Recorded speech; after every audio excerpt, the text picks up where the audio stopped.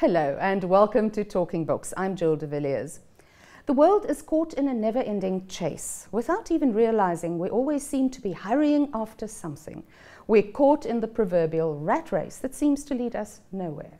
My guest today is trend specialist and Singularity University faculty member John Sanei, and he's here to talk about his latest book, Magnetiize. John, thank you so much for joining us. Thank you so much for having me. Before we start talking about magnetism, what is the shadow and why is it holding us back? Jung, the godfather of psychology, is the first person to really come to the forefront with this concept that our personalities are driven by this shadows. These shadows are lurking behind our psychology and motivating us in ways that we don't even understand. Shadows are mostly things that we've been told by society, religion, our parents, that we're not allowed to do. And the minute this gets ingrained into our heads of something we're not allowed to do, we put that emotion into our shadow, quite literally. And then all of a sudden we want to show the world only the parts of the world that are accepted by the world. And what starts happening is that these shadow psychology terminologies or characteristics start ruling our lives, and we see this across many political parties, or we see this in religious sects where it's all about no sex, but then there's lots of sex happening but all undercover, or you have a politician that's so anti-gay but he's actually gay. So it's a sort of driving force in our psychology that we don't even know that's there.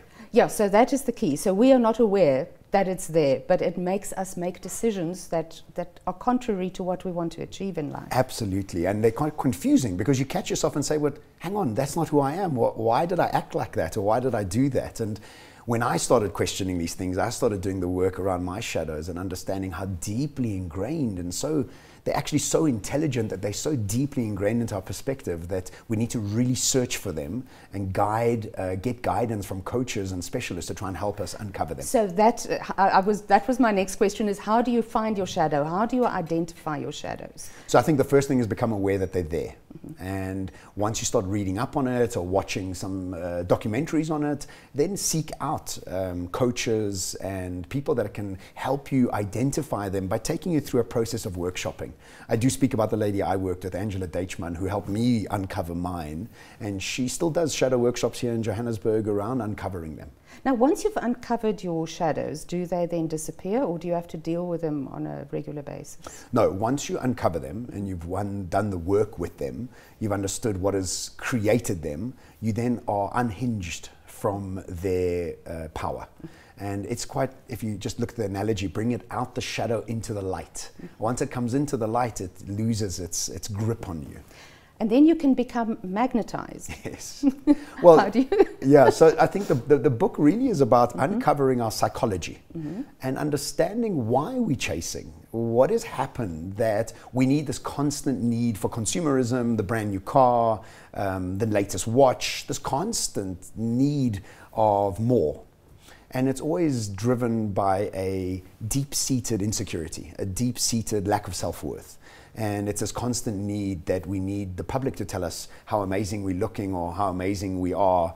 And this is always driven by these deep shadow sort of psychological traits. When we deal with them, we start changing the chase to magnetize. And we stop needing the outside to give us that sort of recognition, and we create it for ourselves. So it's a very distinct switch in energy. I start the book off with a term that says, are you running away from the darkness, or are you running towards the light? And on the outside, the action looks exactly the same, because from the outside, we're ambitious, we're driven, we show up, we're professional, but one of them is driven by anxiousness and one of them is driven by excitement. Running away from the darkness is what we need to be dealing with in order for us to let go of it, to start running towards the light. So do you believe in a positive mindset as well, and how should you create that kind of positive mindset? Well, I think, the thing is that we need to deal with a positive emotional state first. And it's one thing to talk ourselves into an optimistic and positive mindset, but if our emotions aren't healed, if we have memories that have hurt us, if we've not dealt with our shadows, we then become very frustrated in the lack of being constantly optimistic or constantly focused on the positive. And so for me, it's about how do we deal with our emotional states first? How do we get through the process of forgiving our memories and changing our memories and changing our past in our perspective, and then allowing ourselves to move forward in a much lighter, more optimistic, naturally optimistic way. Now, your books, they are aimed at anybody, or is it specifically aimed at entrepreneurs? I think anybody. I think the thing is that my first book, What's Your Moonshot, was asking people to think bigger, bolder, and more courageously about the future. Being exposed to the future as I am pretty much every day, I realize the tool sets we have around us. I realize the access to millions and billions of people we have, access to crowdfunding, access to brains from around the world. With these new tool sets that we have around us, we have the same capabilities in our individual capacities that organizations and governments did in the past, in the 60s, 70s, and 80s. Today, in our individual capacities, we can reach millions of people. This was only set aside for all huge organizations or prime ministers that had access to this. We have the opportunity to do this. The second book, Magnetiize, is all about how conscious are we about our future? How elegant are our decisions about the future? And this is relatable to both entrepreneurs and people working in corporates, as well as students, pretty much across the board, because today, I believe, is something called the age of the spectacular human being. If we are spectacular in ourselves and understand our own power, nobody cares if you're a woman, a man, you're black, you're white, you're green, you're pink, nobody cares. Just create your own power and be able to get that spread around the world. Now, conscious capitalism, yes. What is that? It's the concept that we shouldn't think about capitalism as either being ruthless or being a hippie. And people always have that sort of idea as well. I'm wearing sandals and eating lentils and wearing cloths all day, or I'm a Wall Street capitalist and trying to get things at sort of zero tolerance towards anybody else. I need to be as powerful and rich as I can be. I think conscious capitalism is a wonderful merge of the two. And I speak about it often around this feminine consciousness coming into the capitalist world. And as we come in and grow into this feminine consciousness that's really permeating a lot of our lives at the moment, we start to see that there's a new way. And conscious capitalism is about having a elegant, long-term process by bringing profitability to yourself, giving a fair deal to your suppliers, your consumers, and the environment, having less of a footprint, and having a longer-term ideology around what success is and what business can be. So consciously going about making money. And Peter Diamandis from Singularity University says it best. He says, we all need to be aiming to become the new billionaire. And the new type of billionaire in the world is somebody who impacts 1 billion people's lives positively. Okay, so immediate profits is not the thing that you need to strive for, but profit in a long term?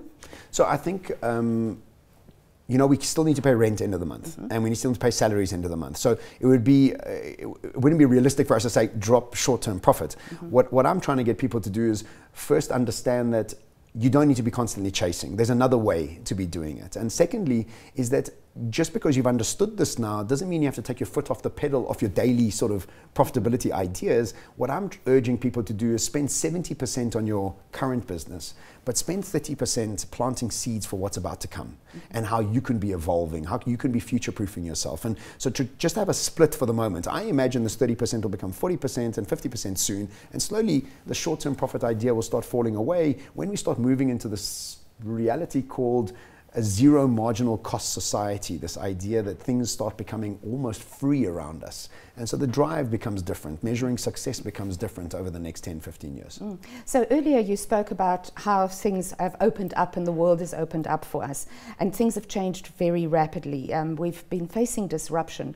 But are we facing more disruption going ahead? And how will the fourth industrial revolution impact on us? I don't think we've seen disruption yet. I think what we've seen is just an inkling of it.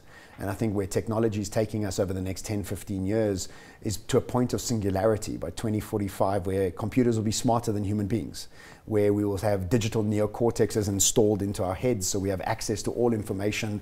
We don't ever have to have a memory of our own. This will have all knowing, collaborative brain that we'll start getting connected to. That's really where I think the upgrade of humanity is starting to happen, and we're starting to see a brand new type of human starting to emerge out of that. And I think some people find that scary, but I also think that if your child had a problem with their eyesight, would you use new medtech technology to give them sight? Yes, you would. So we are utilizing medtech or biotech when we think it's necessary, but what when we start applying that when we're absolutely normal and enhance ourselves? So I think disruption hasn't started yet. I think it's about to really kick in over the next 10, 15 years. And I think it's really exciting because it's giving everybody an opportunity to upgrade and have access. And imagine an 8-year-old girl's life in Malawi who has access to free energy, which gives her access to free education, which gives her access to free food, and just decentralized energy, solar power for that family changes her family, her village, her town, her country, her continent. It's just like it's a ripple effect. So I definitely believe in an optimistic and abundant future that's coming for us. So jobs may be disappearing, but other jobs will come in their place. Yes, I think everybody's scared of this idea that jobs are being lost. But I also think if you just take back to the turn of the 19th century, 80% of the human population were farming. Then the Industrial Revolution happened. Then there were factories and tractors. People panicked. They didn't know what was going to happen to their jobs as farmers. Today, 2% of the population farm. We've found other jobs, new technologies have arrived, new positions have been created. So there's this constant transformation that's happening. And it's not the lack of jobs moving forward, it's our lack or our inability to be agile enough to prepare ourselves for the future. And so I talk about AQ in my book, and it's the new Q. You know, we've always driven on IQ and EQ, but AQ is actually the thing we need to be developing for the future, and that's agility quotient, adaptability quotient. It's this flexibility in how we show up and what the future needs from us. And this flexibility, if we talk on a generational level, it's not just the millennials that would be agile enough. Everybody could be agile. Well, I think agility is a mindset, not an age. You know, you have some 65-year-olds who are agile as anything, and you have some 25-year-olds that are old ducks. So it just depends on how you want to apply yourself and how you want to understand how to show up in this new future. You can spend time complaining about it, or you can spend time recreating yourself and reinventing yourself. There's really no excuse. You have access to more information than you've ever had before in your life. You have access to more thought leaders on any subject that you could ever dream of through YouTube and Vimeo and you name it, or across Google. So if you're not actually taking responsibility for how you're showing up in the future, the tsunami of change is going to drown you. And it's really up to you. And I end off my book with, it's your incredible privilege of choice what you want to do. It's ultimately. John, it's been an absolute pleasure chatting to you. Thanks so much for coming in. Thank you so much for having me. And that was John Sanei and his book, new book, Magnetiize. The previous book was What's Your Moonshot? So both of these books very much worth reading. And that brings us to the end of Talking Books. And thanks for watching. See you next time.